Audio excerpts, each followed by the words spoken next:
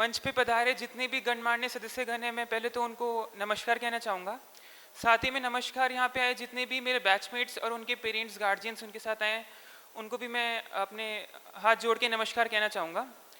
मेरा नाम मनु गर्ग है, मैं जयपुर राजस्थान से का निवासी हूँ।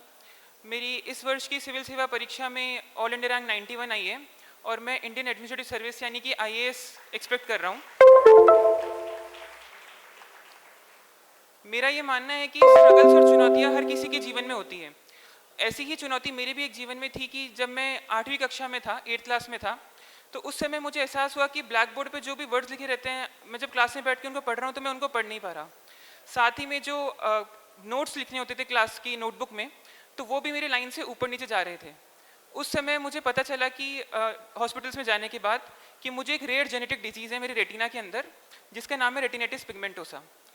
इस डिजीज़ के कारण मेरे रेटिना के रॉड्स एंड कोन सेल्स धीरे धीरे टाइम के साथ डीजनरेट होने लगे और मेरी विजन कम होने लगी।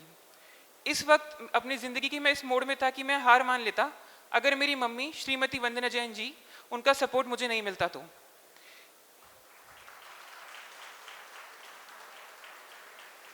इस वक्त मेरी मम्मी ने अपने जितनी भी चीज़ें थी सब छोड़ के वो मेरी पढ़ाई में लग गई और मुझे सहायता करने लगी। जितनी भी NCERT books, class notes, books, normal school में जाके मेरे लिए नोट्स लाना, ये सारे काम मेरी मम्मी ने किए। अगर मैं एक किस्सा बताऊं तो 11th क्लास में जब सब्जेक्ट चूज़ करने थे, तो उस समय मुझे कंप्यूटर साइंस में काफ़ी रुचि थी, क्योंकि मुझे शुरू से टेक्नोलॉजी में काफ़ी इंटरेस्ट था। पर काफ़ी लोगों ने सही चिंता जताई थी कि मैं अगर कंप्यूटर को देख नहीं पा रहा, मैं टाइप नहीं कर पा रहा, तो मैं कंप्यूटर साइंस ऐसे सब्जेक्ट कैसे करूँगा।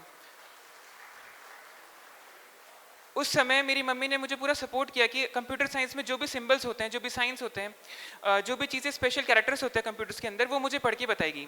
और काफ़ी हर्ष के साथ मैं आपको बताना चाहूँगा कि मेरे 12th CBSE बोर्ड्स में कंप्यूटर साइंस में 100 आउट ऑफ 100 मार्क्स आए थे।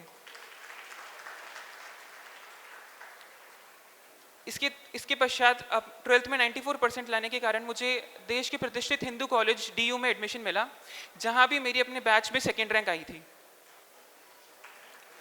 इसके बाद मैंने अपना मास्टर्स जवाहरलाल नेहरू यूनिवर्सिटी से स्कूल ऑफ इंटरनेशनल स्टडीज़ में इंटरनेशनल स्टडीज़ के अंदर किया और इसके बाद मैं वहीं जवाहरलाल नेहरू यूनिवर्सिटी में ही PhD प्रोग्राम में भी एनरोल्ड हूँ in centre for South Asian studies. ये मेरा UPSC का 2nd अटेम्प्ट था और 2nd मेंस था। ये मेरा फर्स्ट इंटरव्यू था और मैं संकल्प परिवार से भी अपने इंटरव्यू स्टेज के टाइम पे ही जुड़ा। यहाँ पे मुझे जो एक्सपीरियंस रहा वो मुझे काफ़ी रियलिस्टिक लगा और यहाँ पे कमर्शलाइजेशन नहीं था।